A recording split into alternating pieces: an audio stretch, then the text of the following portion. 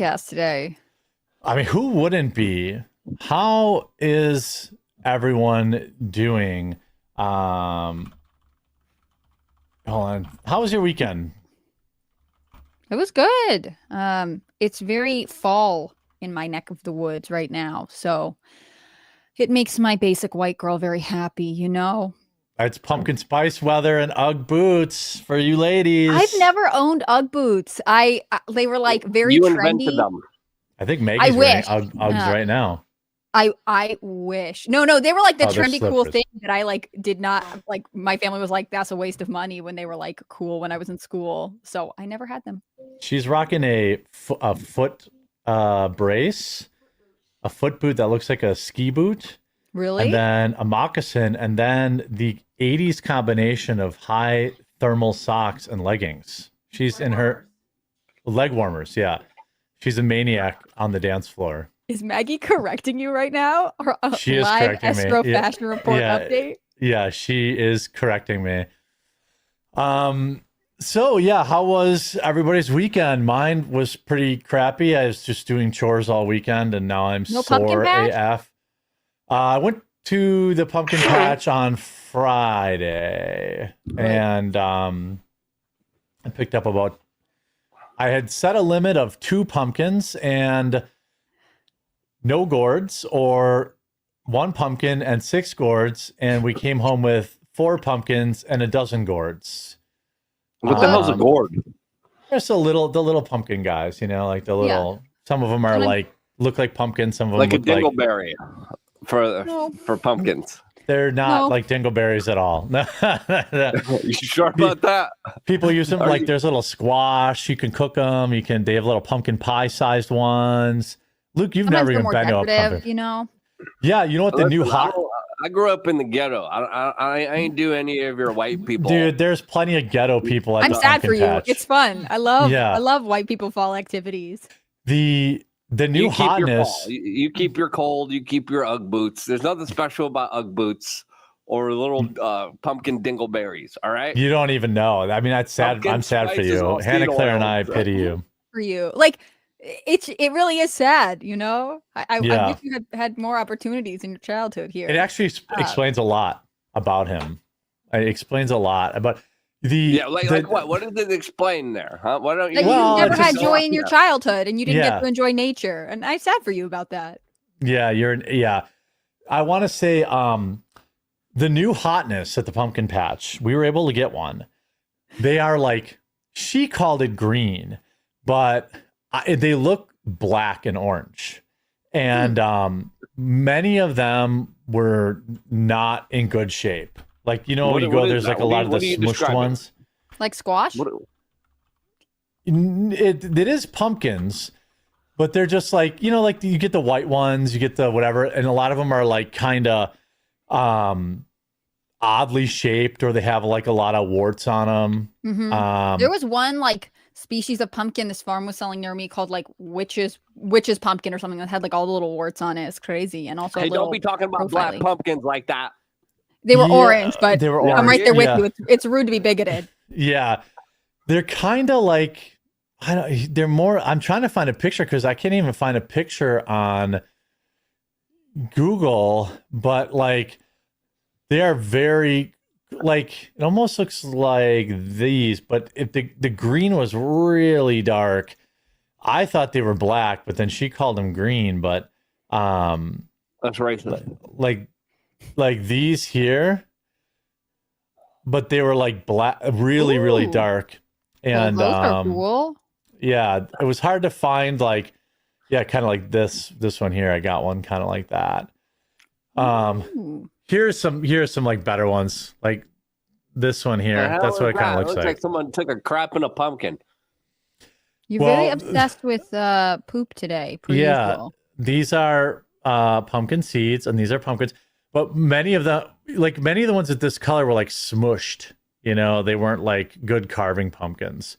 But I found one on the whole like lot. I got one that's carvable. And it's the same price as any other pumpkin. You know, they're not like after you or more like this kind of like these ghost pumpkins where they're like I like those ones this. a lot. Yeah, but they're always smushed like this. But, like they're soft or like they are a weird shape? No, they're just short and chunky. They're yeah. they're I think still it's the way firm. they grow, right? Yeah, must be, all related to that stuff. But I did score a cool heirloom pumpkin, and I got a white one and a black one, and the great carving will be happening tonight. I'm meeting my new neighbors tonight, so hopefully my dogs don't eat them. So cute. That'll be good, and then because you're the new sheriff of your neighborhood. I am the new sheriff. No kids, I think. Yeah, Huck hates kids. The one time I carved Walker a pumpkin. Walker came over and he tried to eat him, and it was so sad because Walker's just like, doggy, and he's like, ah. It wasn't. What? Oh yeah, they don't know who Walker's a little. A little the person? one time I carved a pumpkin. Yeah, a little person who was like 3 or 4. Was with the Baba Booey Howard Stern guy. He no longer is alive.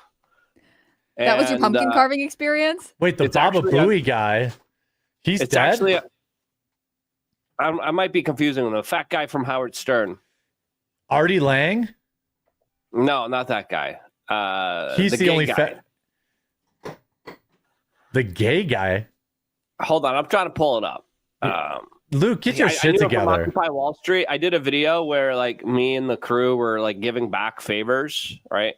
And like, are you talking about that like his producer, that he's like brown? I forget what his name is. No, it wasn't brown. It wasn't brown at all. High Pitch Eric. Hold on, I'm gonna find out. Oh my god, was it Gary Delabonte? Are we just making up names? I gotta look it up, right? Because the video's online. I think we caught him in a lie here, Hannah Claire. It's on YouTube. A good cover. Yeah, sure it is. A lot of stuff's on YouTube, Luke. It's not Crackhead Bob. It's on YouTube. It's one of our October Halloween videos where we went around New York City and we did favors, like wherever anyone wanted to do. And this guy wanted to. He confronted Tucker Carlson when he was fishing in Central Park, and he had the most interesting conversation with him. October. I'm sick, so I'm dealing with that. All right, I have Ebola or something. What Ebola or something? Remedies are you taking and give it to you guys too. I hope you're also. I hope you're also finding a pumpkin costume. Oh, do you want a Halloween costume update for my infant? Chat's not tired of this, I'm sure. Okay, it's not official. We gotta like source the materials and stuff, but there is some talk of going as the bubonic plague, and we would be rats and the baby would be a flea. It is actually challenging to find a flea costume for a baby. But, too complicated. Make it a pumpkin. Really funny, but it's funny. I like it because it's a scary costume, but it's not like demon scary. It's like history scary. But are you gonna put on like makeup and like your skin's falling off? Pain. Who goes as the bubonic pain? No, it's how it was spread. The rats and the fleas.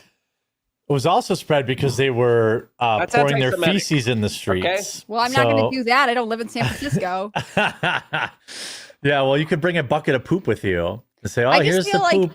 All of the grandparents will be disappointed if we're like, "And our baby's a flea for Halloween." Like, I'm sure they're expecting a nice pumpkin, butterfly, etc. A flea would be all right, though. A flea would be funny. How are you going to dress up your child as a flea?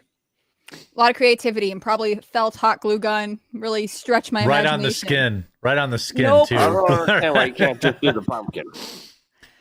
Well, I think you overplayed your hand, Luke. I think she was going to do the pumpkin, and then No, she wasn't. She was going to do Lindsey Graham's, what? No. Oh, the ladybugs? That was Jeremy's vote. You never told me what Mrs. The Quartering wanted the baby to be. Pumpkin. She wants the pumpkin.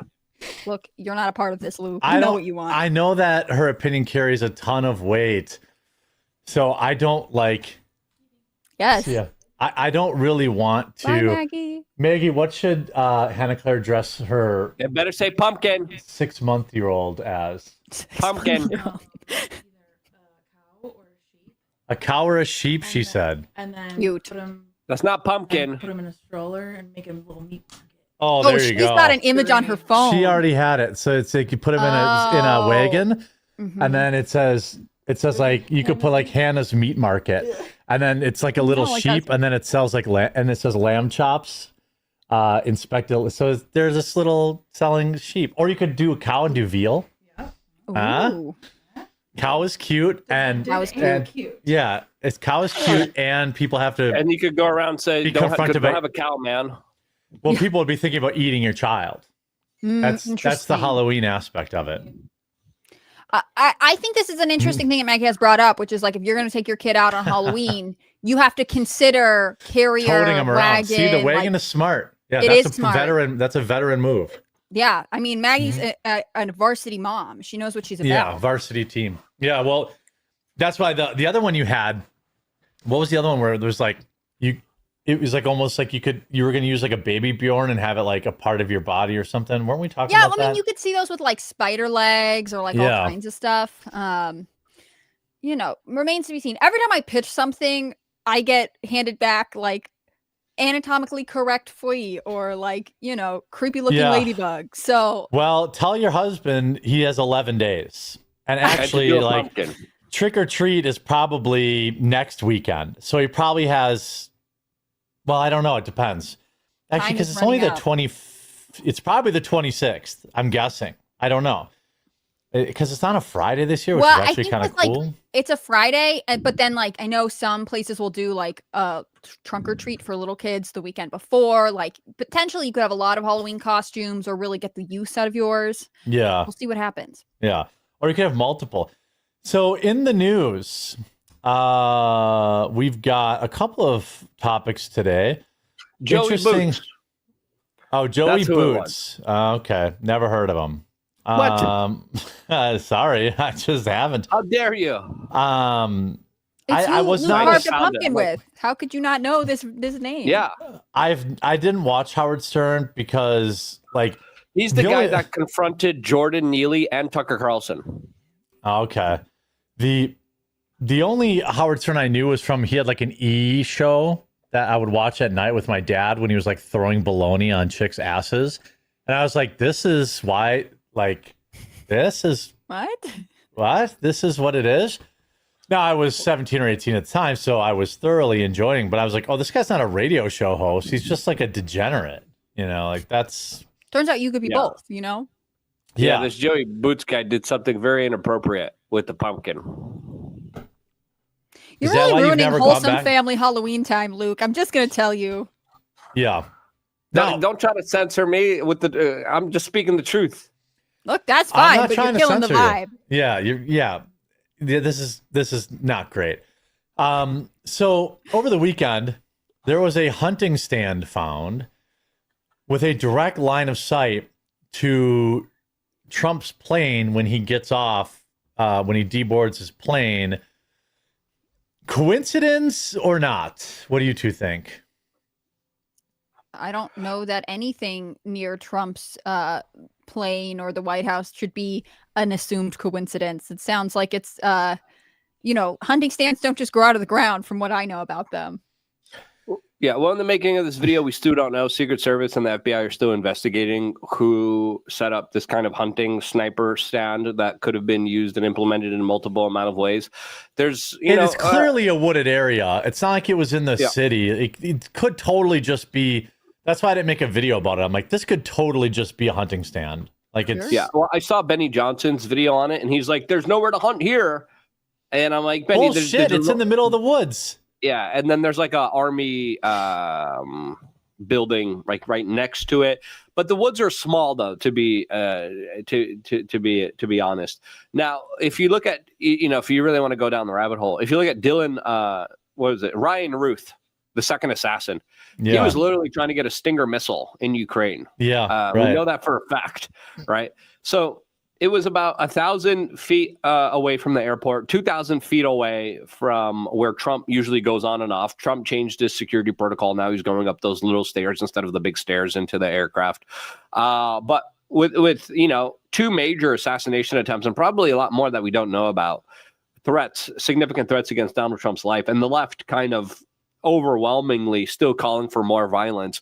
Yeah, everything needs to be taken seriously. The feds need to investigate this and then come out and tell us, hey, this was a legitimate threat, or no, this was a father setting up a treehouse, or this was a guy going after some type of animal. We need to know who, what, why, and where, because I think the internet now is a lot better at figuring things out than the federal authorities. Yeah. So I think the more information, the better. So far, all we know right now is that they're investigating, and that's it. Yeah, I haven't seen any convincing evidence that this is.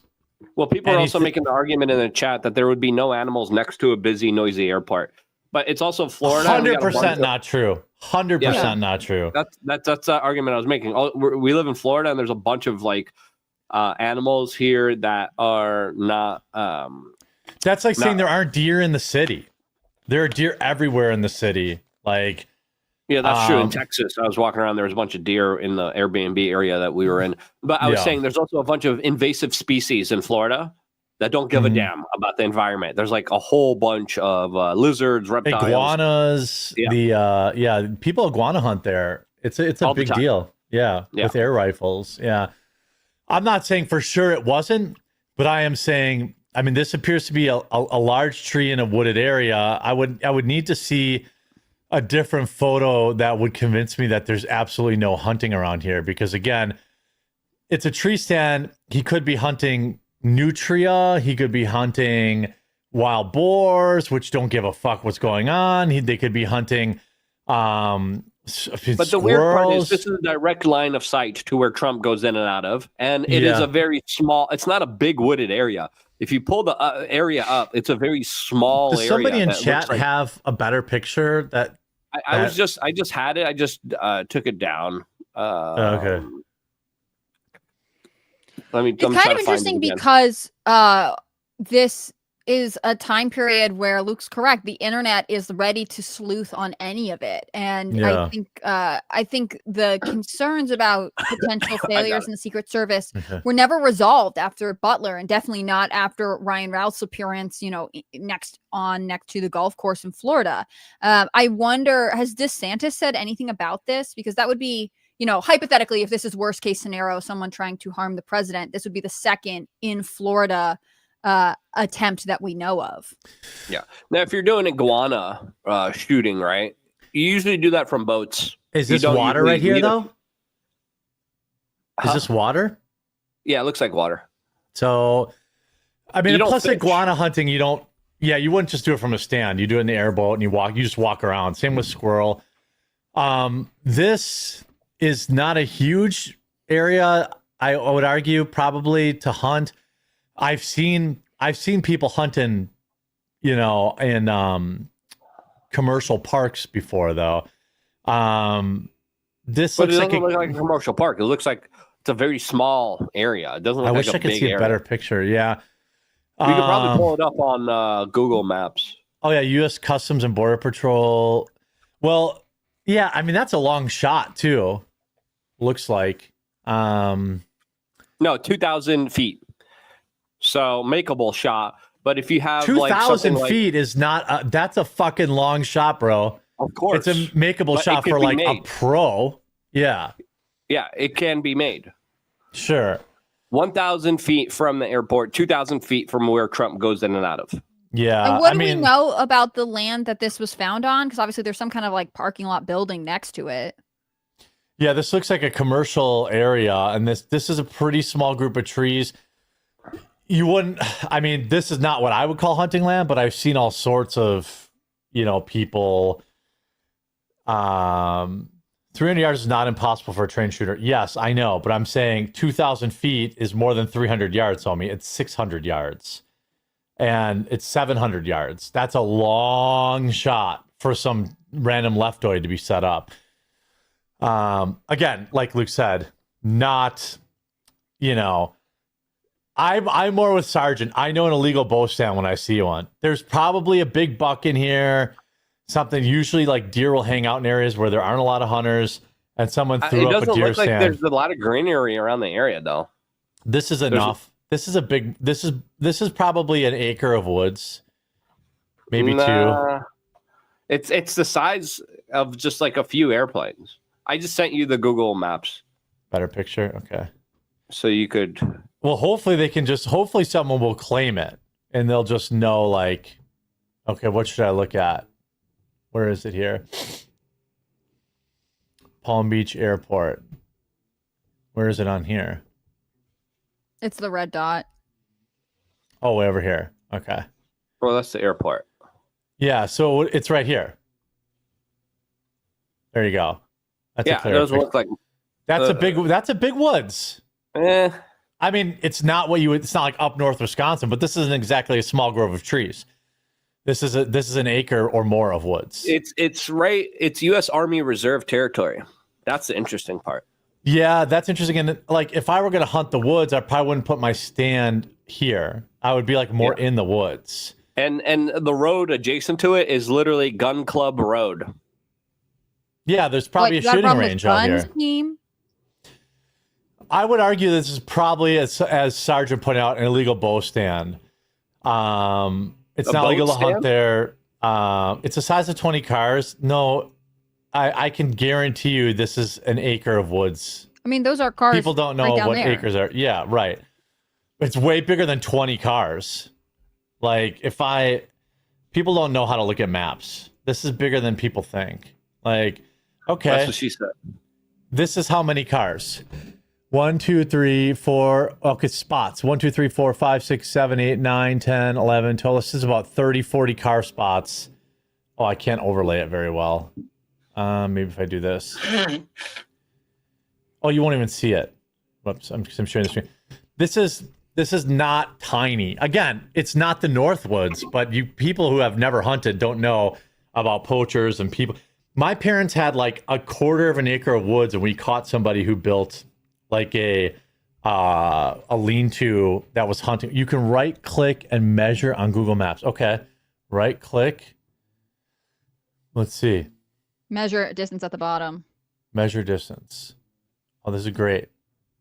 Okay, so from here to here, that's 200 feet, 334 feet wide by call it like 300 by 300 feet. So it's a football field by a football field. Still, that's not small. I mean, again, it's not huge, but it's across, if you include this field, you're talking about a big area here that probably has a shitload of deer in it. So you think it's most likely just like someone not thinking about the airport, just thinking about, potentially hunting where maybe they're not supposed to? I'm thinking I've seen a lot of people hunting areas where they shouldn't be hunting. And I just think this is probably a stretch. The biggest weird part is that it was out here. You might put a stand out here because you want to catch deer who are going down to the water to drink. That might be that might be why you put it out here. But believe me, there is a guy on the New England Patriots that would bow hunt outside of the stadium, very famously, after practice. I love New England. Gillette, what is their stadium? Gillette Stadium? Yeah. Okay, let's look at how big the forest is. Where the fuck was he bow hunting? Right here? I mean... Surely not there. There's like... Maybe over here? Right over here. That looks like a big bow hunting area. That was like 3 trees. He's like bow hunting in the parking lot. But it's residential right here. I'm just saying, like, people will bow hunt. I mean, he could be right here. Bow hunting here. There's a body of water. There's, Will you measure it for size comparison? Just so I'm... Here? Yeah. I mean, I think that looks like it's like, 100 cars? I'm just kidding. I'm just kidding. I don't know anything about measuring things with other things and cars. That's 200 feet by... Yeah, it's a little smaller. Here, It's not so far off, though. No, he could be hunting here. And, like, this was, like... I'm not talking about, like, in the 50s. This was a guy that, like... played on the Patriots, like... in the like 5 or 10 years ago. Zero game there. Again, 100% wrong. There is. Again, I'm not saying that I can say for sure that it's a hunting stand because it does. Where's the original picture? I mean, we have the Everglades very close to that airport. I mean, that's prime hunting spots. Not for deer. Well, yeah, for deer. And invasive species.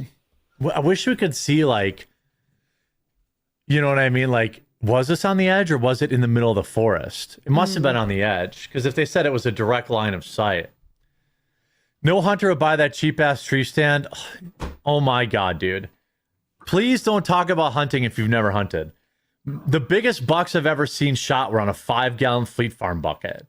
All right? Like, absolutely, positively, hunters hunt on shitty deer stands. 100%. Like, I see most hunters in Wisconsin on those ladder stands that just lean up against the tree. That basically 50 people of them fall out of them a year. Like there's I don't know how rickety this is because it looks like he's got what's going on up here, like some cover or something. Because he's got a stand here that does not look that rickety to me. But again, it's kind of low quality. You don't spend good money on an illegal stand. Yeah, this is probably an illegal deer stand, but again, I definitely understand, like,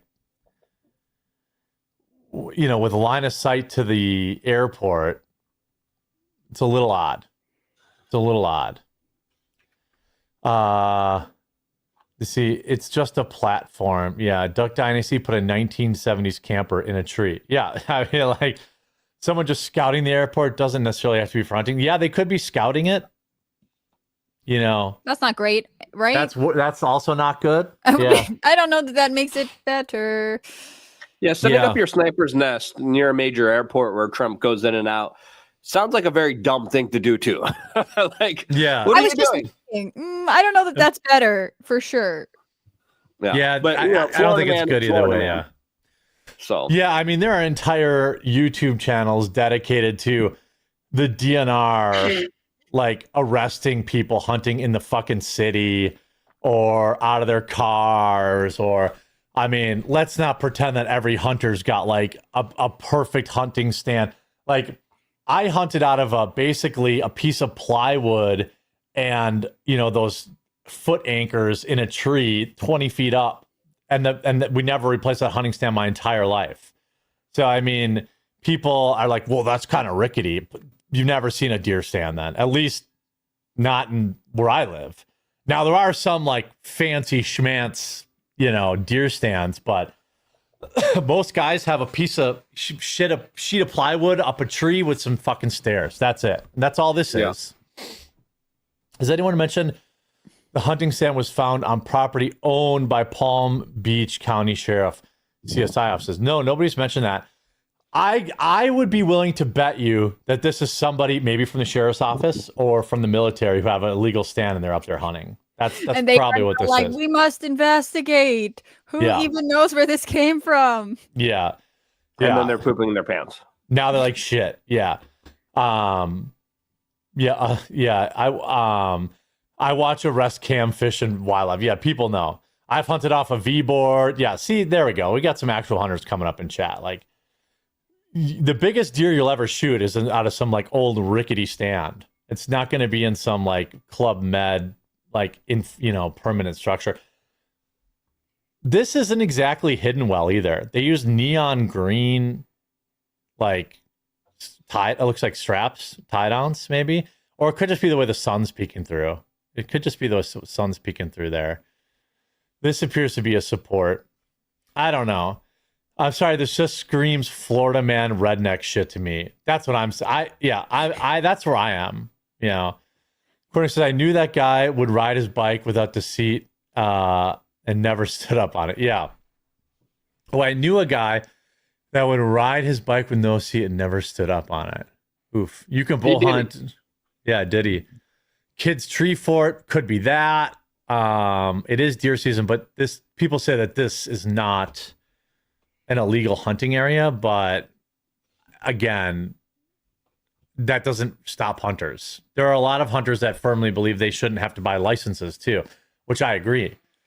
But like, there's a lot of people. When I bought this property, there was a guy out here hunting in my tree, very obviously, like blaze orange in the tree. Very obviously, a new person had purchased this property, and I called the DNR because you don't go confront a guy with a gun. You know what I mean? I'm like, DNR, there's a fucking guy in my tree. And you know what happened? He got pissed off at me and said, I've been hunting this land for 20 years and blah, blah, blah, blah, blah. I'm like, sorry, player, get the fuck off my property. Like, a good way to continue the relationship if you want to keep hunting there. Yeah. What's DNR? Just the Department of Natural Resources. It's like the animal, it's like the police cop or wildlife cops. Nature cops, I get you. They actually have more jurisdiction than the sheriff. Fun fact. Ooh. But I mean, anybody who's hunted can tell you a story of some dickwad hunting on the, like, just literally sitting on their property, hunting it and being like, yeah, so what? I hunt here. I've always hunt here. And it's like, yeah, oh God, I've run into some of those. Yeah. So, you have to be 100 feet from buildings to hunt. Well, that spot's 100 feet from buildings. And again, have to be and is not, you know, like, this does not look like a sniper stand. This looks like some illegal deer stand. I guarantee you there's fuckloads of deer there. There's a water source. There's wooded coverage. There's protection. There's tons of deer by airports. It's a thing. That's why they have all these huge fences around, because they get into the airports. Cranes are a thing in airports. All sorts of critters get into airports because they're protected, and they usually have, like, you know, large fields and you know, all that kind of stuff. Yeah, DNR like to put trail cams on private property. Exactly. You know, so I seriously doubt, given where it is, that it was some random guy with the sheriff's office forensic facility right there. Maybe they were testing something with homicide investigation. That could also be true. Our goose blinds are made out of 4x8 plywood by 2x4 and 4x4 internal framing. Yeah, and they're probably 25 years old. I don't think you can deer hunt near an airport. Yes, a lot of people do not know that people don't give a shit. Or a major highway, like adjacent to it, or a major road. It's like, you shouldn't be firing shots. Every year, hundreds of people are arrested for doing that, though. Every year. Yeah. You know, so we'll have to wait and see. Backstop, and you need to make sure you know where your bullet is going, especially high caliber rifles that go a very long distance. Do you think we'll get an update soon, or do you think this will kind of get swept to the side? I don't want to say under the rug, but maybe just loose. It depends whose it is. If it's some illegal stand from a law enforcement officer, we may never know. But, you know, again, I think it's good they found it, and it's good they took it down anyway. I don't think that somebody with the capability of hitting a 700-yard plus rifle shot would have set up such an obvious stand to shoot from, in my opinion. But it's good that they took it down. Sergeant says there's an area smaller than that wooded in the middle of Kansas City that's so many freaking deer, we catch poachers in it all the damn time. Yeah, poachers are crazy. We catch them out here at night driving around shining, and they shoot them with 22s, and they kill them, and they only take their tenderloins out, and they leave them piled up. I've seen piles of 15, 20 deer before. And like, people just don't understand. Out in the country, people don't give a fuck. Like, they hunt. I hear gunshots 2, 3 in the morning all the time out here. You know, I'm like, someone's poaching, or hopefully killing a coyote. Spotlighting is cheating. Yes, it is. But again, if they cared, they wouldn't be dry. There was a guy at my old hunting spot. It was 2 in the morning. I used to hunt at my uncle's house. It was way even further out in the middle of nowhere. These guys were drinking, driving around, shining deer and shooting them. They killed something like 20, 30 deer and only took the tenderloins out and crashed, showed up at my uncle's door, bleeding everywhere from the wreck. And I was pulling in to go hunting because we would get there like 4 in the morning. There was like blood everywhere. And my uncle told the guy to get fucked. It didn't call the ambulance for him. He's like, oh, you were poaching. I can see you were out there poaching. I heard you. Get fucked. And he didn't call the kid. I was like, fucking cool. Like, cool. You know, like, that's what you get. So that shit happens in now this isn't exactly in the middle of nowhere, but you're making hunters out to be psychopaths. No, I'm not. I'm talking about like there's a very, very real. I mean, like there are a lot of hunters. I mean, if you don't think hunters are psychopaths, look up some videos about hunters on public land where they'll put up a stand like 6 feet from another guy and get in arguments. Like there's, you know, if you see a nice buck with a nice rack, someone's going to take a shot. 100%. Yeah, poachers are not hunters. Yeah, let me be very clear. But sounds like poachers give hunters a bad name. Well, the problem is poachers are also hunters, in my experience. Yeah, one of my members told me that that it could also be a bird watcher stand too, right? Yes, it could be. Yep. But near a major airport? That's less likely. Yeah, I mean, it could be a lot of things. I hope they investigate it, you know, and hopefully they can just like somebody fesses up and is like, oh yeah, I put up a deer stand, or I put up a stand to watch the deer, whatever, as long as somebody like claims it and like, you know, there's an easy, simple resolution, hopefully. Yeah. Or if nothing else, at least they found it. Yeah, northern Wisconsin here, and Jeremy is right. See, they will shoot anywhere. See, like a lot of people in chat, I'm telling you, people act like I didn't hunt for a very long time in my life. I've seen it all. Seen it all. You're just such a city boy. People don't think that you know how to hunt. I've never lived in the city. I always lived in the country. The offense taken by that comment was great. I lived in Louisville, Kentucky for 4 months and I left. But these fuckers, especially the people that live up north, they'll shoot right out of their bathroom window at 2 o'clock in the morning, like 100%. They'll while they're on the shitter, they'll shoot their gun in the middle of the night at a deer, and they'll say, "Well, it's my land; I can do whatever I want."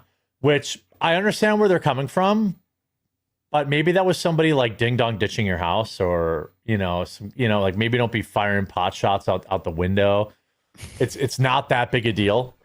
You know, it's not like you're going to leave. You can go to the grocery store and buy meat. If this was like the 1800s, fine. I get it. You got to get your meat. But yeah, 4 months in the city equals city slicker for life. Yeah, that's true. Jeremy's never going to live it down. Every time you see Jeremy from now on, you have to be like, okay, stop telling us about the country, you city slicker. Yeah, right.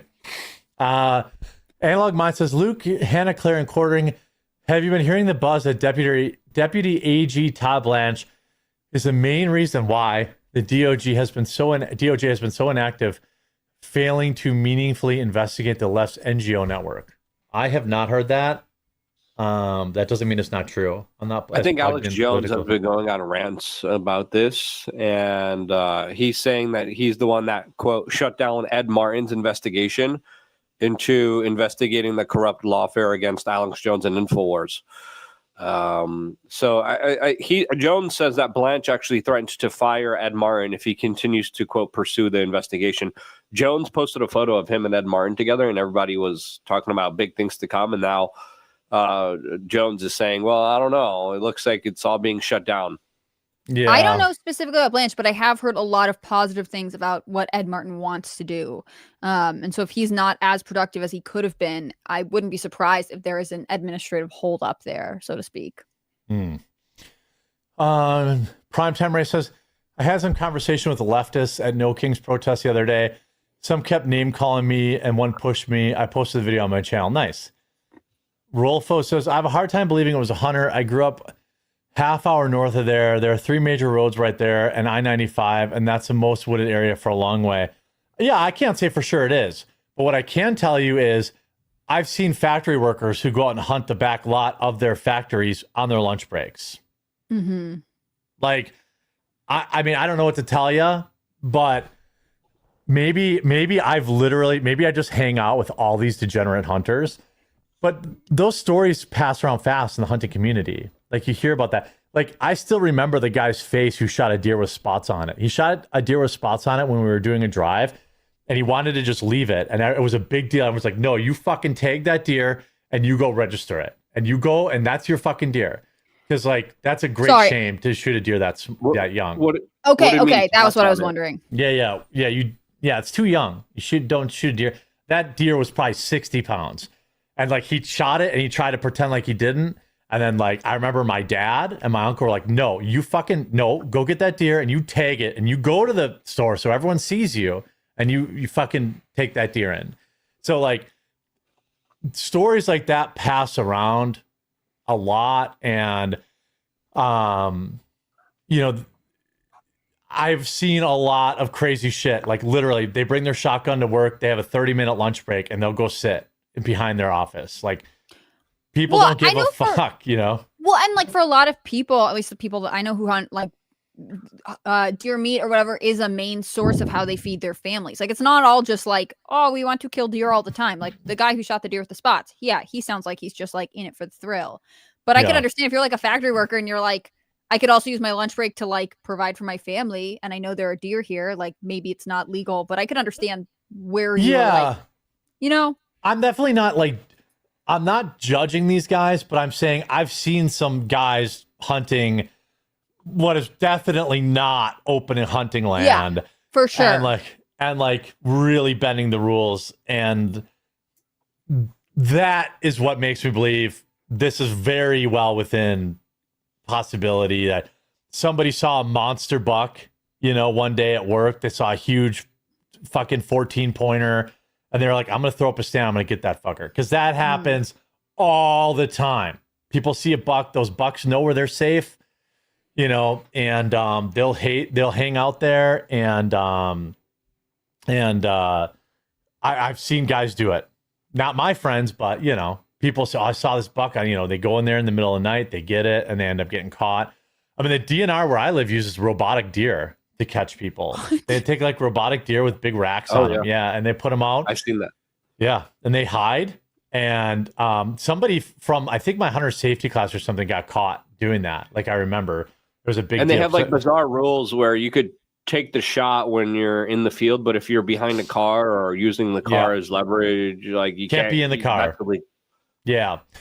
They usually use it to get people hunting from the road.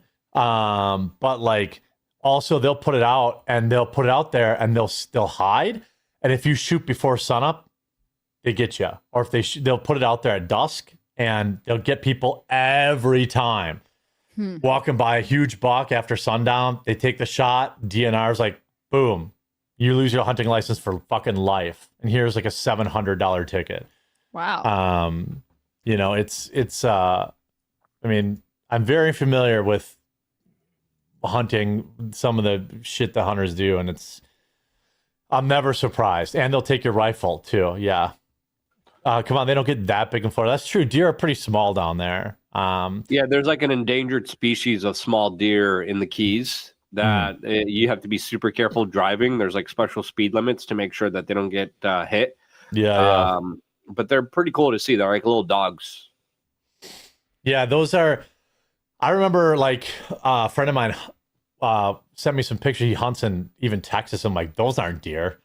Like, a small deer in Wisconsin's like 130 pounds. Like, I mean, they're like 80, 90, lean, tastes like garbage. You need the big fat corn-fed whitetails. It's like just in Wisconsin superiority coming out. Our deers are better. Midwestern, not just Wisconsin. Okay. I respect that. Minnesota, Michigan, Ohio. Down south, there's less food. It's hotter, so they're leaner. All that leaner, kind of stuff. Healthier, skinnier, stronger. Well, that's what you want when you're hunting deer. Yeah, they got all the fat deer up there. Wisconsin has mule deer. No, we don't have mule deer here. If we do, it's like 2 or 3 of them. We don't have mule deer now. People like to go. I love to go hunt mule deer, like in Montana. What is that? It's a bigger deer with a bigger rack, and they jump. They can be really difficult to hunt, and they spook really easily. I don't think they taste particularly well, but they can have really big racks, which I know you're a fan of, Luke. Yeah. There's nothing wrong with big racks. Yeah. Hannah Claire's a big fan too, actually, but I didn't want to call her out. You're all degenerates. I worry. Whoa. I'm just kidding. Hey, yeah, geez. Get your head out of the gutter there, ma'am. Yeah, we're talking about deer.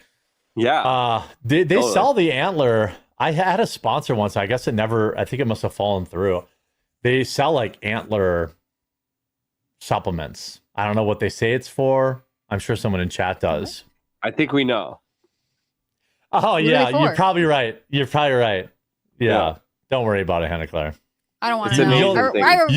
You guys are degenerates. You'll never need it. Hey, you're putting the pieces together. All right. We're not. Okay. Yeah.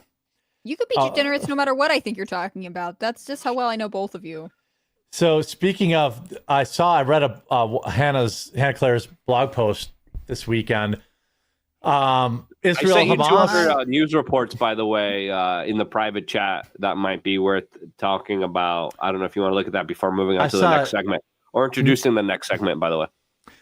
Yeah, well, Nick Fuentes can't make it to IRL. I don't know if that's necessarily a big deal. I don't think he canceled, unless you know something I don't. I think he just can't make it. Or maybe there were security threats. Oh, that could have been. Yeah. Tectone. We could talk about that. Who is at fault here? The terrorists in Israel or Hamas? With the conflict back and forth over the weekend, I thought it was funny that they were like, actually, we're resuming the ceasefire. Like, if you broke it over the weekend, I don't know that this is going as well as you think. We just had to kill 25 people real quick, guys. We had to. Isn't this and then it's problem? Like Israel's like, it's rebels, or Trump is saying it too, like, oh, it's rebels who are doing stuff. It's not Israel. Yeah. We were talking last week about like how long would this peace deal hold out, and it seems like until the weekend was the correct answer, although it's apparently back on. Well, I think the official story is that Hamas killed 2 IDF officers. I think, or some IDF officers. It was, except then I read a report that was like the IDF officers were in a bulldozer that went over an explosive that had like already been there. I heard, yeah. So there's 2 conflicting stories here that it was an unexploded Israeli munition. They were in a bulldozer bulldozing someone's house, Gaza. And then the munition exploded. What? Gaza. Yeah, they were bulldozing Gaza. Yeah, go on. Yeah. They were making way from Gaza Largo. And 2 of them lost their lives. That's one version of events. The Israeli version of events is that Hamas took out the lives of two IDF soldiers. Therefore, they continued airstrikes. Either way, it definitely does look like Israel's the one that declared it's over, and then they just started the bombing campaigns and started to limit and say they're no longer going to allow aid in. And I think this is a big kind of disrespectful sign against Donald Trump. No, they are allowing aid. They changed their mind again. Yeah, the aid's flowing again. Yeah. Originally, they declared after this, they're like, we're not going to do aid, and now allegedly they are doing aid. So, Somebody, last hunting-related super chat I'll take. It's an acre next to an airport with a bow stand. Not a hunter, but would it even make sense to have a bow stand next to an airport? I'm saying yes. The thing is, deer know where they're safe, and like there are absolutely positively deer in those woods. I guarantee it. Water source, unhuntable area, that we don't know have that a lot of deer. So yeah, well, is that true? Florida doesn't have a lot of them. Maybe it was something else they were hunting then. I don't know what else is big. I mean, like you said, if it was iguanas or whatever, you wouldn't be hunting from a tree stand. I don't know what you really hunt from a tree stand there, but or bird watch. Hogs, maybe. There could be hogs there with the water. That's another thing. Wild hog meat's pretty good, to be honest with you. Like, I would get down with going down to Florida. In Texas. If we have a Texas farmer that wants to take me hog hunting, like, I'm fucking in. Like, yeah, let me know when you go. I'll go too. Yeah, I want to go with like up close with a knife. I don't want to use like an AR. I want to hunt it like what? Get out of here. Those pigs will like chew you up and spit you out. No, those you go pigs with the dogs. Will have their way with you. There's going to be little Jeremy porklings around. No. You go there. They hunt with dogs, and the dogs like get them trapped, and then you move in. They will break your kneecaps. That's fine. In like a blink of an eye. You have some aggression you gotta get out. They're pear-shaped. Trying to do that. Hogs are pear-shaped. I have an issue with all pear-shaped things.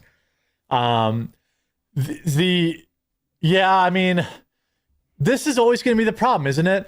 Like, yay, ceasefire. We have a warmonger and Netanyahu in charge on one side and terrorists in charge on the other side. Like, I don't know why anyone thought this was going to last. Like, this is why my position is now and has always been, sorry if this is extreme, but if you want this war to end, you have to glass Gaza. Like, you have to literally erase Hamas. Extreme there. Yeah. I said it is. That's very extreme. That's a vow. Okay. I fully understand it, but I'm just saying this is the only way you end it.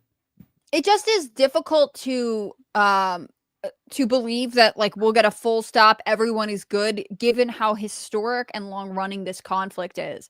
And it's not a good sign that Israel could be like, just kidding, like essentially we're pausing this for the weekend so we can do some stuff, or however you want to like phrase it. Either both sides decided it was off for a certain period of time. Like either it's in place or it's not. And it does reflect badly on Netanyahu's relationship with Trump if we can like, switch back and forth on whether it's happening. I mean, Trump is saying the deal is moving forward, but if we're not stopping the conflict, how could it possibly be really moving forward?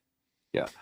I mean, there's a lot of people in chat that agree with me. You. I mean, you could nuke and glass Gaza, and then the Israelis are going to be like, what about those Iranians, though? Like, what about that Hezbollah, though? Well, what about those Houthis, though? I said the only way to end this conflict. I didn't say and then there's going to be another one that starts up magically right afterwards. Well, what about the Golan Heights region? What about, what about the Druze? We got to go protect the Druze against the ISIS guys we put in power there in that region. So I'm looking more into this story. It looks like U.S. officials are the ones that are talking about how these 2 IDF soldiers were killed from an explosive that was allegedly an unexploded Israeli bomb. And that's what sparked Israel to drop bombs on Gaza. Yeah. So I'm like, this is not cool. Like, can we not like disrespect Trump? Can we not like just totally destroy he was so proud. He's so proud of that peace deal, right? It's not good faith to be like, oh yeah, there was an accident. We're going to just bomb you even more. That's not good faith. That's not nice. If you're Donald Trump, you just got publicly humiliated and disrespected. And I'm sick of them doing that to Trump. I'm sick of Bibi doing that to Trump. All right. Well, and that's not okay. You don't want to hear what I think the solution for Bibi Netanyahu is either. But tell me. He becomes God, King, Emperor, and I think the Bibi Netanyahu problem takes care of itself once they reinstate elections. If they ever do, he will get voted out. Like, there's always going to be a perpetual war. Yeah, right. You have the same solution for Netanyahu. I have the same solution for Netanyahu as I do Volodymyr Zelensky. Elections. Give them all of our money. That's not. I said my solution. We have someone in the chat here who's a part of our private chat who definitely likes to talk about solutions. Oh, but she's only concerned with the last one. I'm not a part of this. I disavow both of you. Yeah. We saw your speaking of chat. Solutions, what's going to happen with Russia, Ukraine? I mean, at one point we were saying if Trump can get a peace deal done with Israel and Hamas, it looks good for Russia, Ukraine. But now if that's like an optional when we decide to follow what we can deal, I would assume that puts him in a weaker position if he's trying to stop the Russia-Ukraine war. Yeah, I mean, I feel more optimistic about Russia-Ukraine ending than I do Hamas, like terrorist versus terrorist.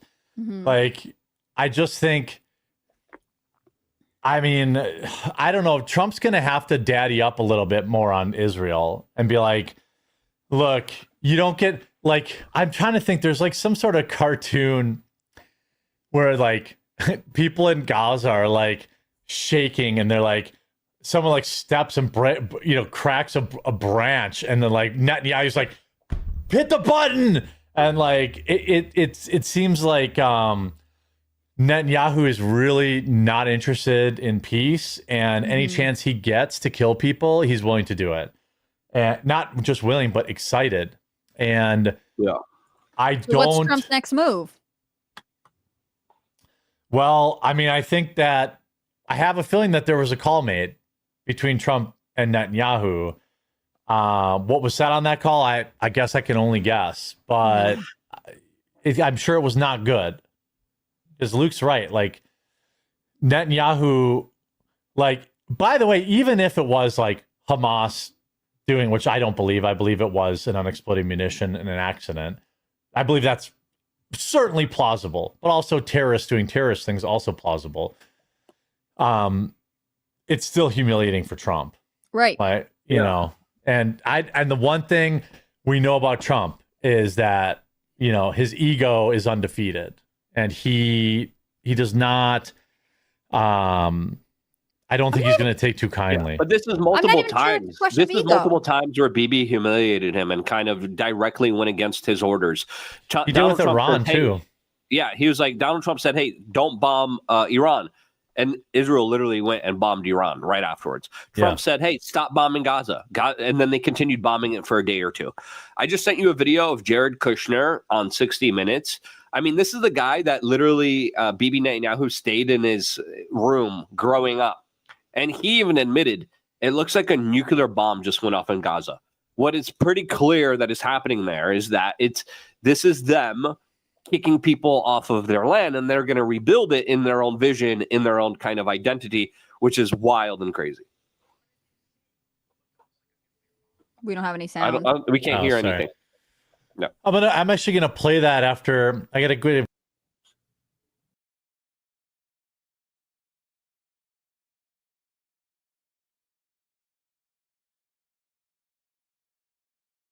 Out to this video's sponsor. Let me ask you something. How much time do you spend every day on a web browser? How much time do you spend clicking around online, searching, scrolling, typing, endless tabs? It's a lot, right? Well, there's a new AI browser from Perplexity called Comet that's completely changing the way you're able to interact with your browser. Using Comet feels like having a personal assistant living in your web browser that can actually do things for you across the internet. Yes, do things, not just give you answers.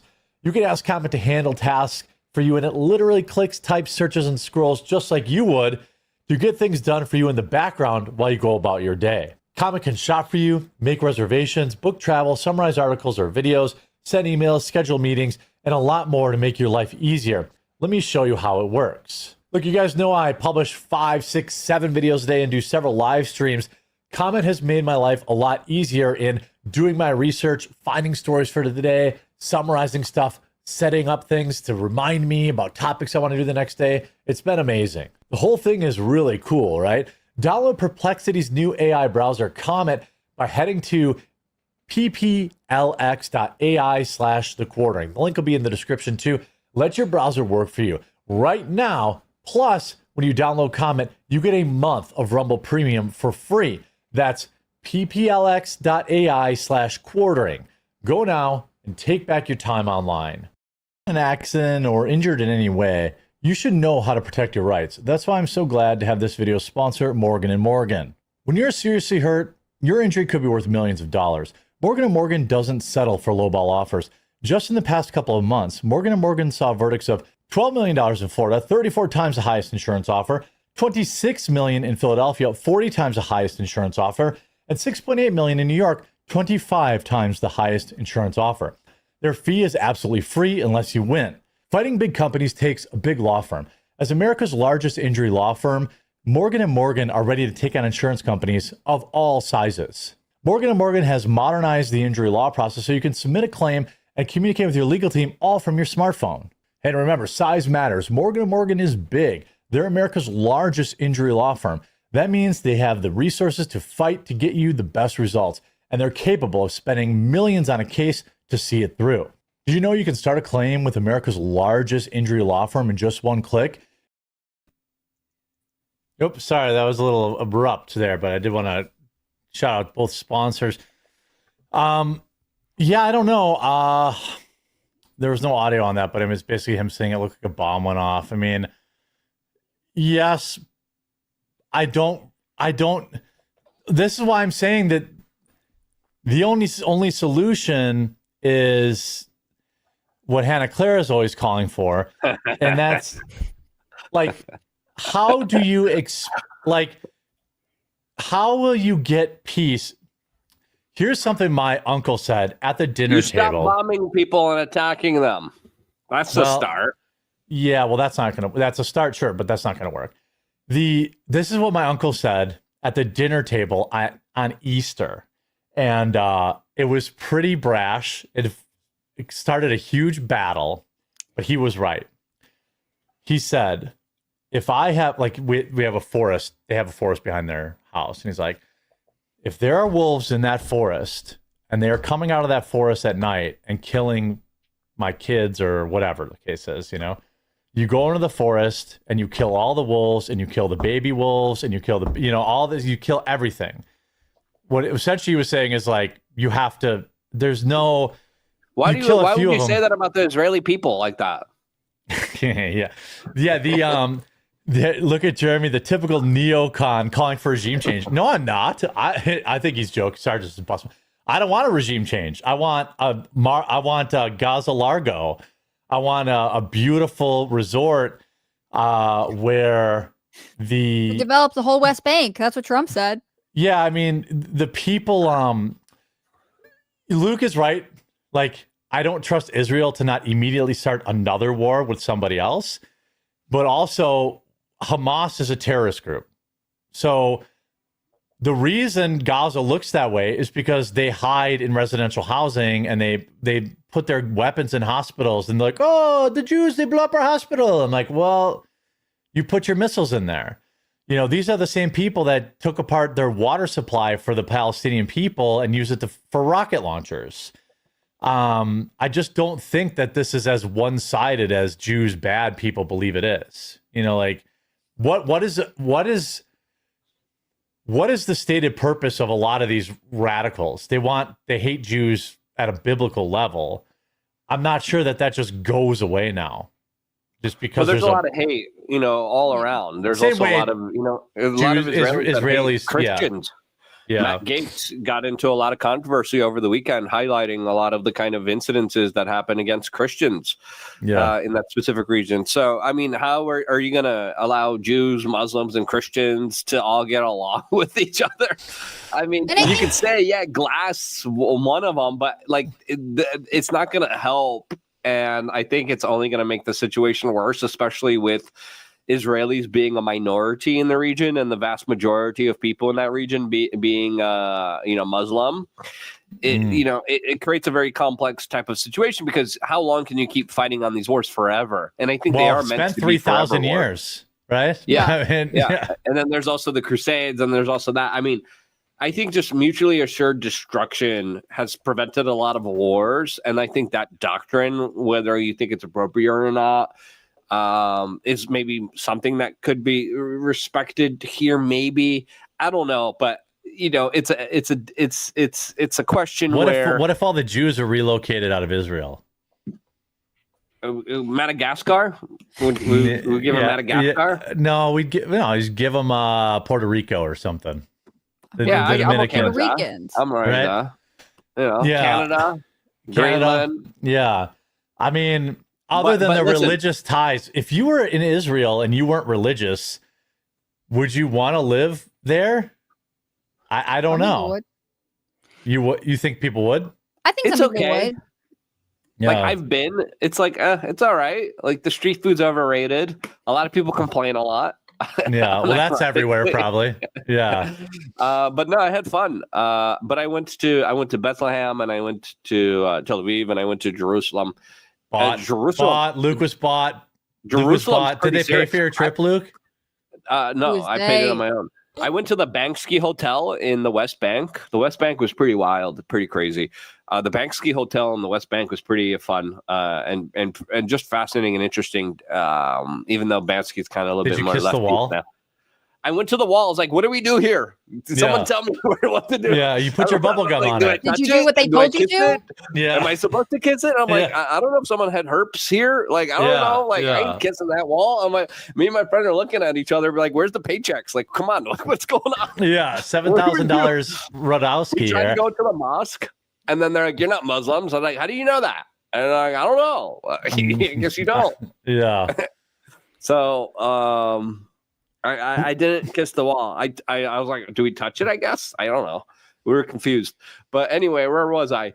Okay, to go against your claim here about glassing them, right? And by the way, you guys know I'm just, you're just brainstorming. You're spitballing. I don't actually think that they should be glassed. Let's delve out that idea a little bit further. Yeah. This is a thought experiment. Keep walking it back. Yeah. Let's Someone's got to be the spicy person every day, and we pull straws. Today's Jeremy's day. Yeah. Let's play the scenario out here a little bit here. Hypothetically, so Jeremy's pressed the button. And hypothetically, Jeremy presses the button with BB.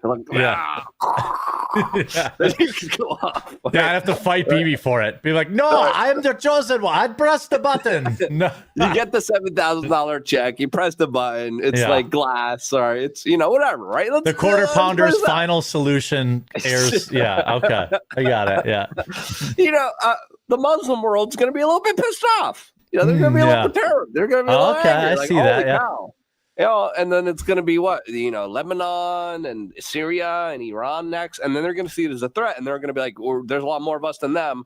So listen, historically, there's always fighting and war. The few moments that there's peace, we should appreciate, and we should always push for peace. Hold on a second, Luke. When it comes to the fights are so huge and so vast. We should do everything to avoid the fighting. Let me just see here. We currently have 5,177 nukes in America. How many Muslim nations are going to be mad at us? About 50. Okay, so that's 500 nukes per nation. I think that should probably handle it. If we're playing out the final solution, Luke, is nuclear war. The nuclear holocaust, and I think the world's going to be destroyed many times over. Is it really nuclear war if it's just blowing up the desert? I mean... Yes, it's going to make an effect on the stratosphere and the atmosphere. And you're right. Winter. You're right. You're right. Yeah, right. The pollution, that's the problem. Yeah. My apologies. No, I don't know, but I mean, I feel like nobody wants to get their hands dirty, and the only real solution here is either Israel completely conquers Gaza and everyone is okay with it, which they wouldn't be. Mm-mm. Or what? Just continue war forever? That's really Gaza's greatest strength, which is that like the progressive West and even like moderate West to a certain extent has backed the Israel as being too aggressive to varying degrees. I think they are too. I think it's crazy that they do like, we just move. I mean, it's not like I don't know what's going on. Like they'll just like take somebody's fucking house. They're just like, hey, we extended the border here. Get the fuck out. And they do that shit all the time.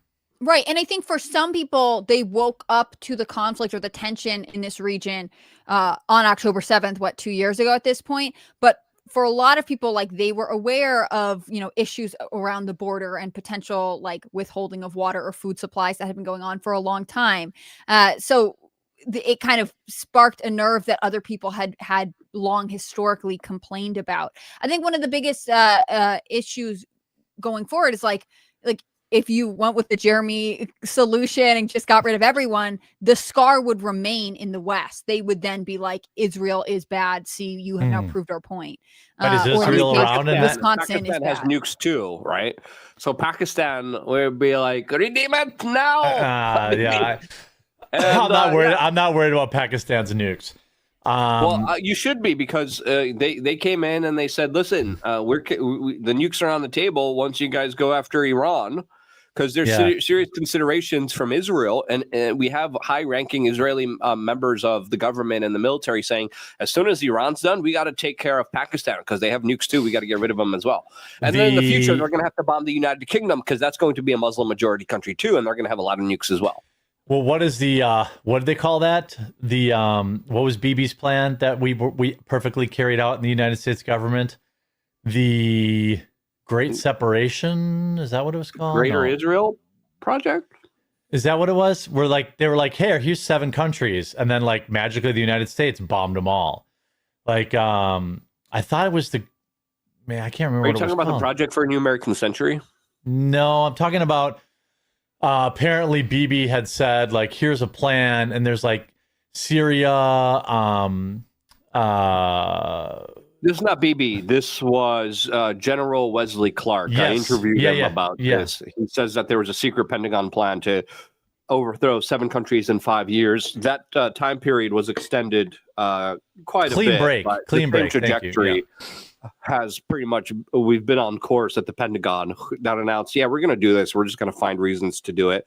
And that's exactly what I think they did with Iran. Yeah. Yeah. I mean, they certainly destabilized it, Oh, yeah. It sucks, like, because Iran, people act like Iran wasn't a pretty decent place to live not that long ago. Yeah, and then the CIA intervened and helped them out, and then created a revolution, and then there was a counter-revolution to the CIA's revolution, and this is why regime change just doesn't work, and this is why I've been kind of involved in the latest conversations with Venezuela, and I'm like, you want another regime change, really? How is this one going to be different than all the other ones? And there's no one that can give me an answer on that. I think that the list of times it's been successful is close to 0. Right? No one could give me an example when it has been successful. It didn't work in Iraq. It didn't work in Afghanistan. Did it work with like all these other crazy people? Like it never works. Never. Yeah. It's never. I don't think it's ever. Yeah, I don't think it's ever worked in Libya. It didn't work in Syria. It didn't work in Afghanistan. It didn't work in Iraq. You're so negative, Luke. Where's your hope? Yeah. I'm just kidding. Why don't you let the people know where they can read up more on Hannah Claire's final solution on her? That's in the private chat. That's in the private chat. Yeah. If you keep talking about a secret blog, it no longer remains secret. So I can't direct you there. But I'm a whistleblower. You must be. I must be protected. I don't agree. I won't tell you about my secret blog. I will tell you can find my work on Rumble and YouTube. It's Hannah Claire B. I'm also Hannah Claire B on X if you want to check me out there. Thank you guys who have already subscribed, watch my stuff. Makes a huge difference to me. New video this week. Luke, where can they find your stuff? You could support me on thebestpoliticalshirts.com, and you could get wonderful t-shirts like the one that I'm wearing right now that are great, beautiful artistic renderings that help you start nice conversations with nice ladies in your local area and jurisdiction. Boobies. Boobies? No. I don't have moobs. No. All right? I saw when I was out with Luke. This is why you have to buy one of his shirts. Several cougars, although I don't know, they're about my age now. They exposed their breasts to him, and I looked away. I averted my eyes, but I didn't. He did not. He was caught in the tractor beam, and it was all because he was wearing that exact shirt. Although the price has gone up, I believe I believe it was $7,000 at the time. Yeah, inflation. And if you're a male out there and you want to experience some nice moments with the ladies, this is your way to do it. Yeah, so if you're single, there's a loneliness epidemic. I'm going to fix it on thebestpoliticalshirts.com. So love it. Yes, go buy some. We have this new poll that, well, actually, let's talk about this story that Luke sent. There was some pretty interesting stuff that went on at Twitchcon this weekend, and it's a convention of losers and the people who love them. Convention. No, that's mean. Well, some weirdo. So there's a female streamer. And some weirdo grabbed her and like forcibly kissed her. I mean, sexual assault is what happened. I was going to say, so he assaulted her? Yeah. Well, at first I couldn't tell. Like I had to keep trying to watch the video because I thought, I don't know if he like grabbed her boobs or what. It was kind of hard to tell. Do we have the clip? Can we play the clip? I do have the clip. Mm-hmm. Wait, where is it? Here it is. The audio doesn't really matter here. You see, I can probably go. So first of all, there's just like, oh wait, it already happened. Oh yeah, here we go. So look at his security guard right there, a blue-haired obese man, right? That's her security guard. Is the blue-haired guy? The blue-haired guy to security. I believe so. Big trouble, obviously, right there already. So this guy just walks past everybody, grabs her and tries to kiss her. And then this guy comes out of nowhere. Shitty security, because if that guy intended to kill her, she'd be dead. Yeah. Yeah. Didn't that happen to that? Yes. At a meet and greet, a YouTuber. Yeah. Mm-hmm. Yeah. A crazed fan stabbed her and she died. Yeah. Are we sure blue-haired guy security? He's holding a tote bag. I think he's Twitch. Oh, I think he works at Twitch. Yeah. But why is the security guard coming out from back here when like this guy skipped the line? He walked right up to her. He could have just killed her. You know? Like weird thing to do. That guy doesn't even look very intimidating as a security guard either. It's something though. Like they didn't even kick him out until later. Like they ended up like figuring out who he was, and then like they gave him a 30-day Twitch ban or something like that. This guy's actually pretty big dude, isn't he? He's a pretty big guy. He's probably like 6'2" or 3. I don't think this guy was going to stop him if he really wanted. He wasn't stopping him. Like he's too little. Look, he's just standing there. This guy, look at this guy too. He did nothing, pussy. He did nothing. Look at look at that guy who at least tried. He might have been. There's a meme of that video that I just sent you. But I guess this Imaru chick also says that the security was laughing and joking about the incident. Yeah, they didn't know. They didn't know what was going on. Yeah. Yeah. And she says Twitch was lying in their statement about the man being immediately caught and detained, saying it took them hours. Yeah, it took them hours, and then they only gave him a 30. Now, this guy might have just been like a fan, so he like didn't know what to do. But that's your moment, dude. You get free punches. Nobody's going to. You're not going to get arrested. You get free punches. Even if you're going to lose that fight, you will be a fucking hero. You have to recognize the moment, brother. Like, get in there and jump on that guy, and he would have been instant star, you know. And instead, he just kind of he froze, which is what happens to most people when shit like this happens. Yeah. Fight or flight. Most people. He looks like he was probably just getting a meet and greet, like an autograph. He's just a dork. That's probably why he's like, "What's going on?"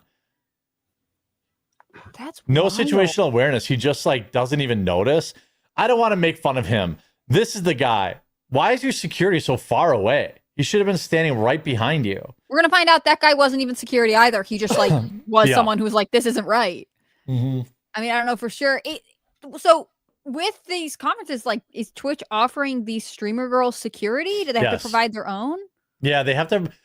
They basically, it came out later that she, in order for her to get a panel at Twitch, which I guess people want, you have to do a meet and greet, which I don't know why any big star would ever do that. Like, it's just too dangerous, especially a girl. Like, there's no way even I would do a meet and greet, but with like, I did one with Luke, and there was like a guy who shot at a parade at our meet and greet. Okay. What? Like, even sometimes your own fans, I mean, he's a fine kid. I think he just had like made a mistake or whatever, but like not real bullets. I think paintballs or something like that. I don't know. But like, you just don't know out there. Nice kid, by the way. I don't want to call him out too much, but I'm just saying, like, even in your own fandom, there can be some, you know, oddities. And like, I'm not trying to get fucking stabbed.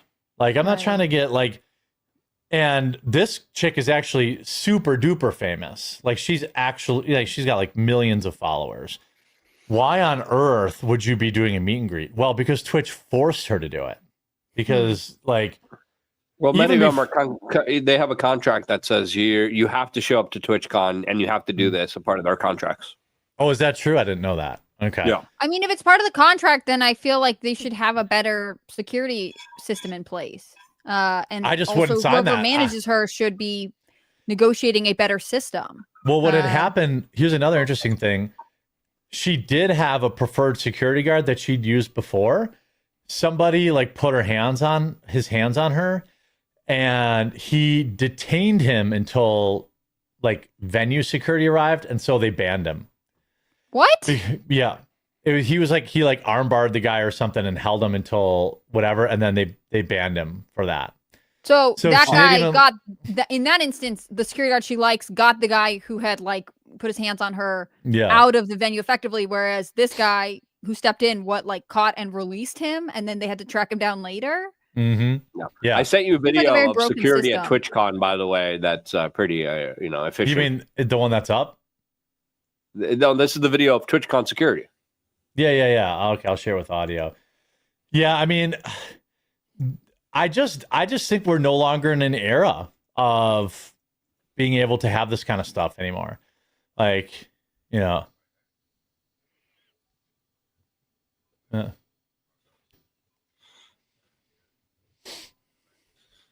The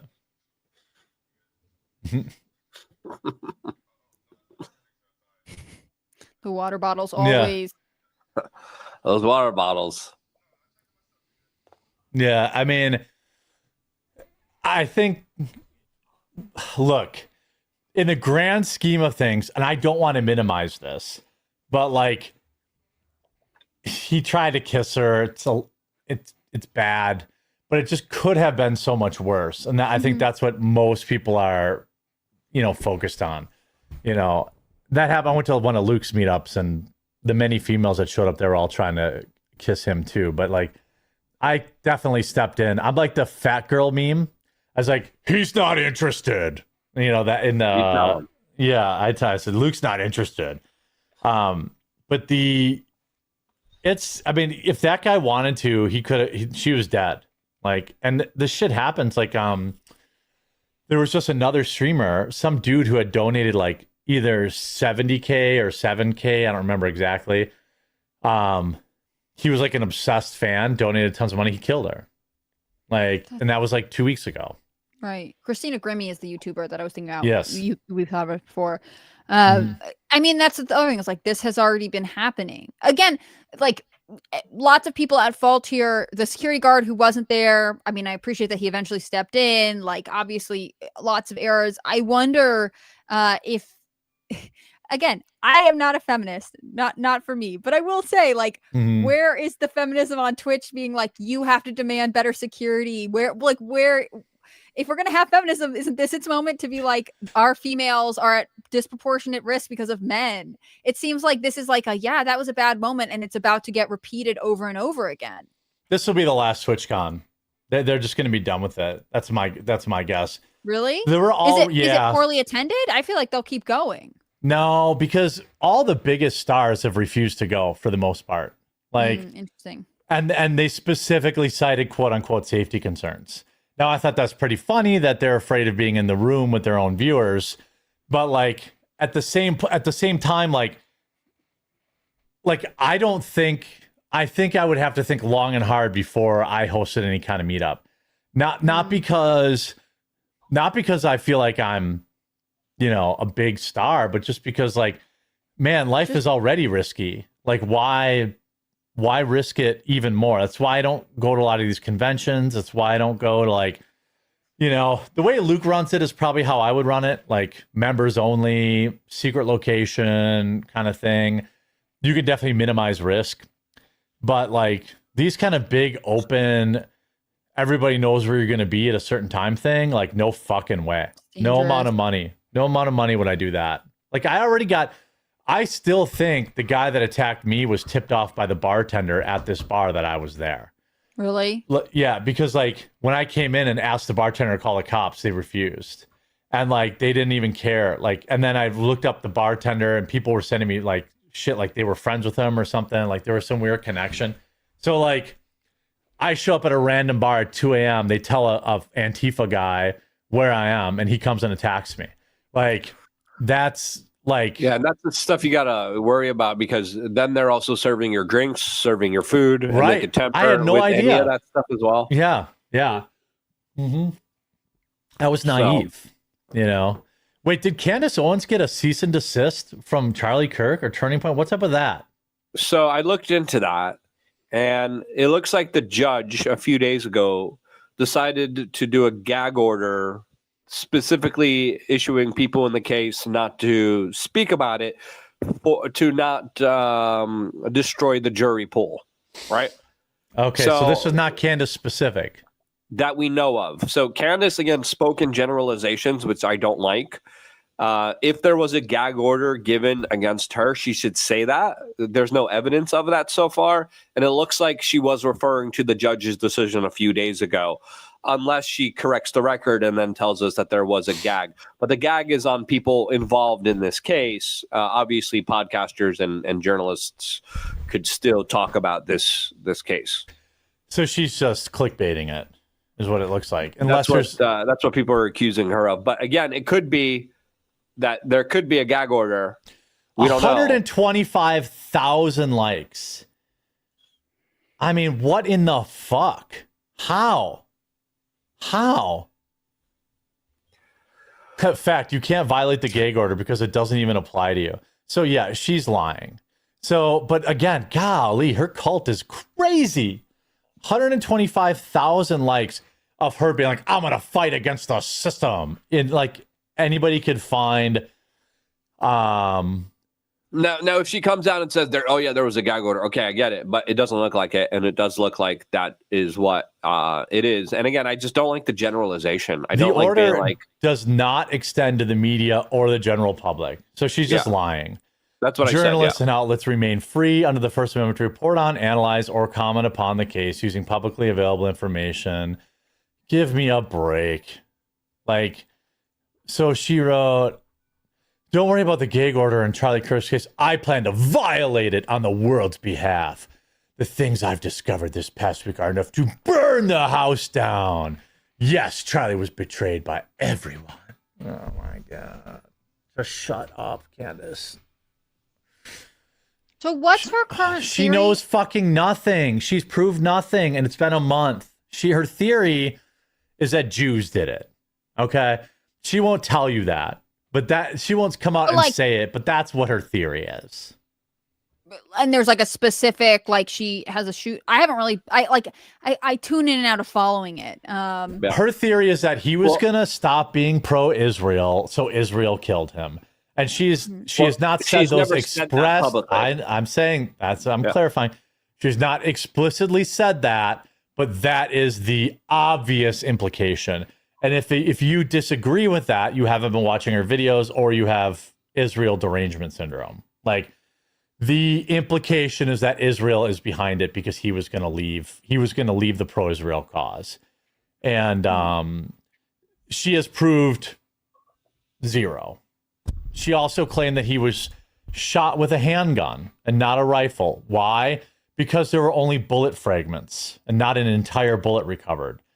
Even though that is literally the case in almost every shooting. She also claimed, to see that video. I haven't seen that one. Well, she did. You can find the clip, but she did claim that. She also claimed that because the coroner didn't say 30-06 on the death certificate, that unequivocally proves that it wasn't a 30-06, when in fact in Utah, the caliber of the weapon is not even listed on the death certificate. She has said so much bullshit, and people are just eating it up. I've stopped trying to even counter it because people just want to believe it. So there's nothing I can do. I know the spokesman for Turning Point, Andrew, came out and said some stuff. He's released, he addressed it on an episode of Andrew Colvett. Yeah. But at one point, Candace had said, I'll stop if Erica asks me to. Do you think Erica is the last line of defense here? Do you think she's going to comment on it, or does that just add fuel to the fire? No, she can't comment on it, because then first of all, Candace isn't going to stop because she's a demon. And second of all, she'll say, ooh, now Erica Kirk has tried to silence me. Like, I don't believe for 1 second she would stop, because she's getting more attention now than she's ever gotten in her entire life. She literally said Charlie Kirk came to her in a dream and told her that she was right. Like, give me a fucking break. But anyway, I won't go down. I've said I've moved on. If she got a gag order specific to her, that would have been news. But Jeremy, how do you really feel? Candace Owens is a retard, and she lies by omission purposely to gain money and clout. It will cost her career. I will outlast her significantly. Right now, she's at the highest she's ever gotten, and she's like Icarus right now. She's flying really, really close to the sun. She's very careful in how she words shit, but it's going to cost her credibility. Just like, I mean, she's going to lose this Macron lawsuit, and she'll move on to something else because she never really gave two shits about Charlie Kirk. That's how I really feel. I don't know about that. Demon's kind of a strong word there. Well, I don't know how else I would describe somebody profiteering off my assassination for more than a month and directly implicating my friends and fucking family in my own death. To me, that's demonic. But yeah, you're free to disagree with that. Obviously, I understand those are strong words. But, if I die tragically... Jeremy picked the day to pull the spicy straw, although I'm sure a lot of people wouldn't feel like that's a very spicy take. It's not that hot of a take. Like, if Luke went on for a month straight and was, like, implicating my fucking wife and my closest friends in my death, that's fucked. Like, with zero evidence. Zero evidence. I don't think she implicated the wife. I don't think she said anything bad about Erica, did she? Well... No, not her. The other guy did. You're right. The other guy was like, "Oh, she's an Israeli Mossad plant." And the other guy's, off his rockers. Yeah. That's fine. Maybe if she ends up proving literally anything, good for her. But as of right now, she's proved that a text message is real. We could live in a possibility where it turns out everything she says is right. Could be. Not saying it will. There's some percentage chance that is true. Yeah, there's some percentage chance that Israel did, in fact, kill Charlie Kirk. Yes, it's possible. But, like, she also said that a plane taking off out of Utah was flying under Utah Standard Time instead of Universal Standard Time. But, again, good for her. I hope the millions of dollars she makes off Charlie Kirk's corpse helps her sleep at night. Okay. I think do we have any other big topics or no? Gave the show another shot and Jeremy's a retard. Okay. I can always tell that people... Is this like a response to the hunting thing? I always wish they would No, it's a response to... No, it's a response to anybody suggesting that Israel didn't do it. To anything in life. Like, stub your toe, Israel did it. If I say Israel didn't do it, I'm getting paid $7,000 or I'm, whatever. What about this $40 billion for Argentina? That seems a lot bad. Yeah. Yeah. We're basically buying their currency. Like, what the fuck, dude? Like, well, did you see what Trump said about Argentina in Air Force One? No, I'm gonna pull up the clip, but it's pretty crazy what he just said. Here, I think this is the clip. I haven't been able to verify it, but I think this is the clip here. Jay Blizzy says it's also possible that Luke sucks dicks in cocks. Well, it is in there. I would argue that there's a bigger chance of that being true than Candace being right about literally anything pertaining to Charlie Kirk's assassination. Son of a bitch. But you're talking about like infinitesimally small percentage. I always play the devil's advocate, and I don't usually go as strong as you. But let's just say there is a gag order that she got, right? Hypothetically, right? We don't know. And again, this is why I called it out, and I was like, I hate the generalizations. And she could have got one, yeah. That there's a potential that she got one. So we don't know that yet. And let's wait until we kind of confirm here. But she got some things wrong. She got some things right. She got some new information out there as well. And I don't see it as passionately as you do. Yeah. Personally. Fair. Yeah. Here's the clip I sent you. No audio again? Yeah. If only I had money to pay for a producer. Look, I appreciate that you're doing it all in house. You wear a lot of hats. It's part of the charm of the show. Yeah. Okay. There we go. The deal is benefiting Argentina more than it is them, as they are Argentina's fighting for its life, young lady. You don't know anything about it. They're fighting for their life. Nothing's benefiting Argentina. They're fighting for their life. You understand what that means? They have no money. They have no anything. They're fighting so hard to survive. Trump fucking took a little exception to that. Can help them survive in a free world. I happen to like the president of Argentina. I think he's trying to do the best he can. But don't make it sound like they're doing great. They are dying. Young lady her. Did you notice that? He's Sunder. Yeah, he was not. I mean, she's not wrong. Giving $40 billion to Argentina is not America first. I have to be consistent. Like, I don't support it. You know, I know everyone likes Javier Milei and Trump likes him, but that's $40 billion we're never getting back.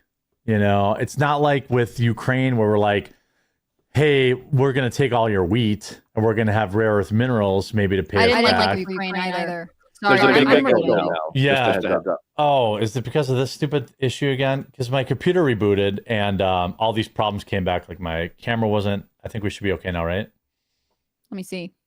Yeah, it seems good. Now it's way better. Now it doesn't echo here. But yeah, you're right. It's not consistent with America first. And it also is an attack against American cattle ranchers as well. Yes, that's a great point. Mm-hmm. Yeah, that's a great point. This was Trump doing a favor. And I think that's why he reacted emotionally. He was like, you know, he didn't answer for it. He just kind of lashed out. I don't care for that response from him. I don't care for sending 40 billion either to anybody, honestly. No. I don't see the justification for it. I understand that he feels a certain amount of loyalty to Milei and you know, feels involved in Argentina to a certain extent, but it's not consistent with America First, in my opinion. I don't know if anyone else has a different take on the panel. Well, you know, buying Argentinian beef. I mean, I like Argentinian beef, but buying it with American taxpayer dollars is a little bit wild if you're trying to bring down beef prices. I mean, I like lowered beef prices. I like Milei. I like Argentina, but it's not really consistent with like an America First type of initiative. No, I would rather see us double down on our own agriculture and invest there. I mean, we have beef at home, right? What is Texas good for except for cattle ranching? I'm just kidding, Texas. You're a wonderful state. Lots of positive. Queers, too. Huh? Steers and queers. You never heard of that? You get out of here. You leave Texas alone, Wisconsin. I want a cow. Give every American a cow instead of giving money to Argentina. And make it a regenerative kind of farm, and people who want cows get free cows. Like if we're gonna be socialists now, buying Argentinian beef, I want a cow. Give me a cow. And what does that even mean? Buying Argentinian beef? Like, is it getting distributed, or is it, you know what I mean? Like, what are they doing with it? I don't want Argentinian beef. I want American beef. Like, I want where there's regulations and like. Well, Argentinian beef is like top quality and most amazing beef. I mean, it's pretty good. Be known for it, but also, well, where do I get mine? We have beef at home. We have our own cattle industry that we could invest in if we're going to do that. I want to believe there's some sort of long-term vision here, but some Sergeant said we need Argentina as an ally for when we go to fuck Venezuela and the cartels. Yeah, that could be part of it.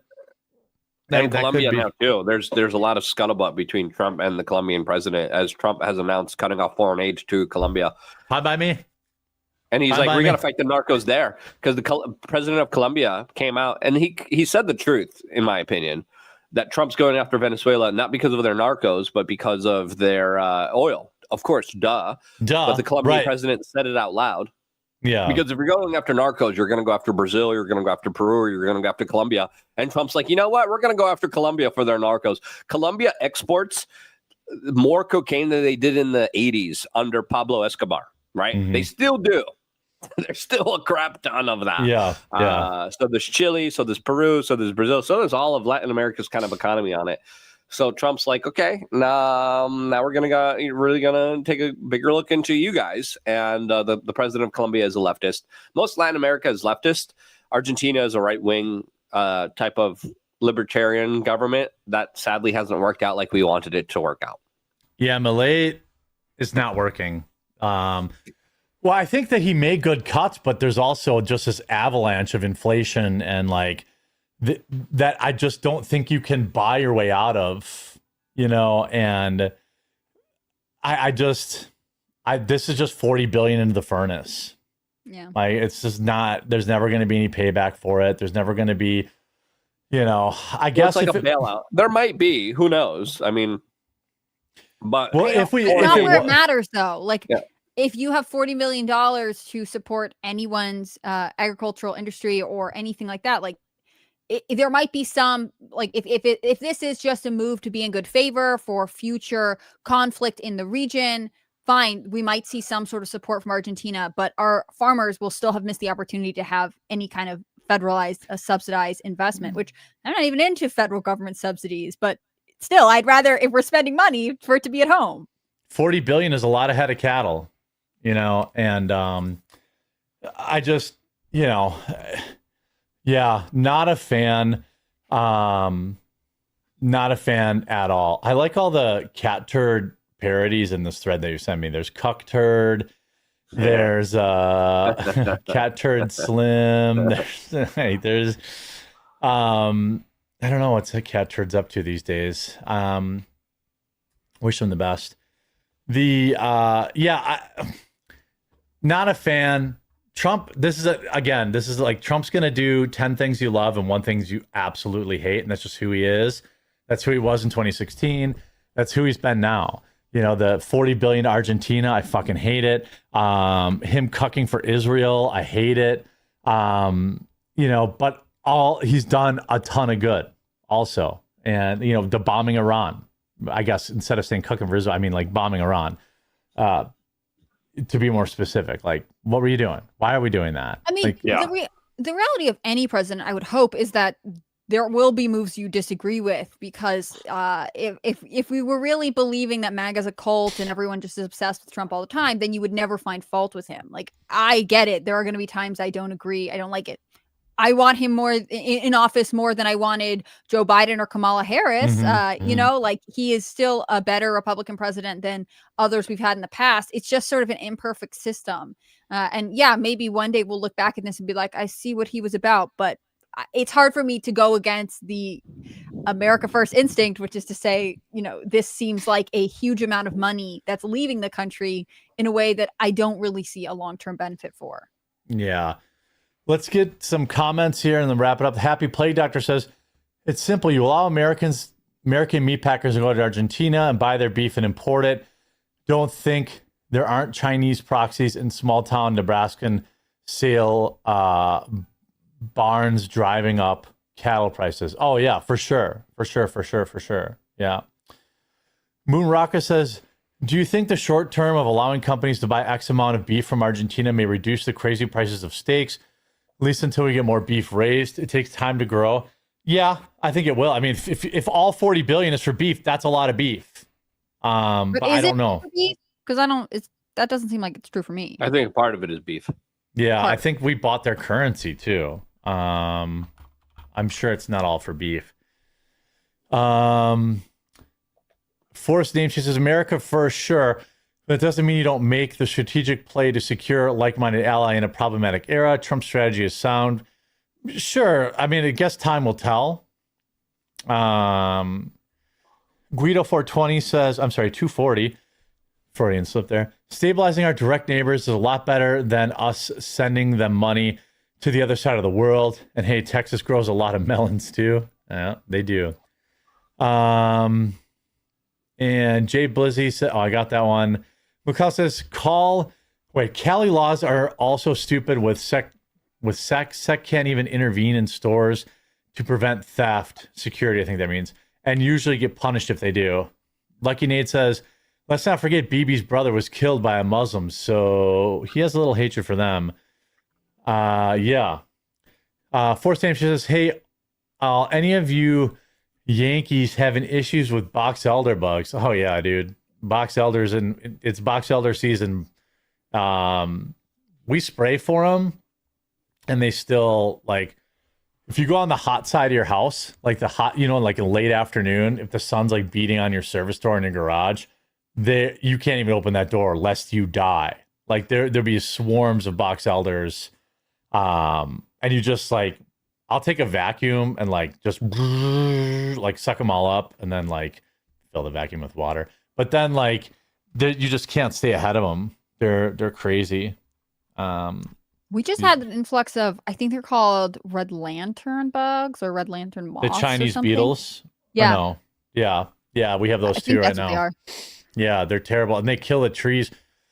They're bad out here. They're a major nuisance. I think that's another thing that like got brought in to get rid of something else and then got out of control. I could be wrong about that, but spotted lanternfly. Is that what you're talking about? Yeah, that's what I'm talking about. Yeah, we call them Chinese beetles in Wisconsin, but sure. Yeah. With myself. Yeah.